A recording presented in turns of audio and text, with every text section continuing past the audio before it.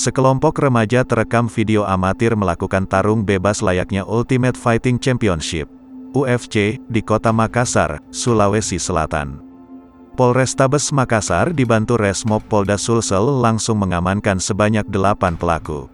Berdasarkan pemeriksaan, ternyata pemenang dalam pertarungan tersebut diberi hadiah sebesar Rp150.000. Dalam video yang beredar tampak 2 orang pemuda melakukan aksi baku hantam layaknya petarung dan disaksikan oleh sejumlah orang. Mereka saling pukul dengan tangan kosong. Tidak hanya itu, terdapat pula wasit dalam pertandingan ini.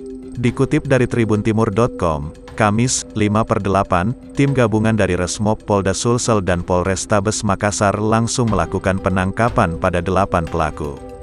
Penangkapan dilakukan pada Selasa, 3/8, sore di Jalan Cepa, Kecamatan Makassar, Kota Makassar. Adapun para pelaku yakni Ra dan Ma yang merupakan petarung. Kemudian L, AB, TS, MRA, MAF, dan MAS yang merupakan penonton. Dari hasil pemeriksaan, tiap penonton tarung bebas itu membayar uang senilai Rp10.000.